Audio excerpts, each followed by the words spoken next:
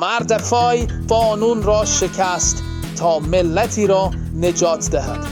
او در عید پسح روزه گرفت، چون می‌دانست وقتی دشمن پشت در است وقت تشریفات نیست.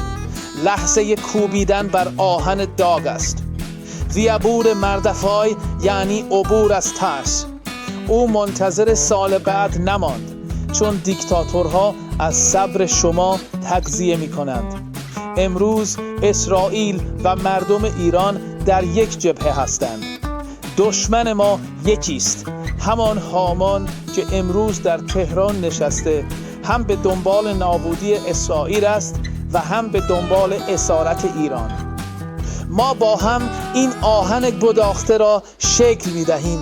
مردفای به ما یاد داد پیروزی برای کسانی است که جرأت دارند همین حالا اقدام کنند، نه فردا، نه سال بعد. امروز روز اتحاد ما در برابر ظلم است. ما و شما دست در دست هم از تاریکی عبور می‌کنیم. اگر به این برید اتحاد ایمان دارید، بنویسید آزادی برای همه. سابسکرایب کنید و همراه ما باشید.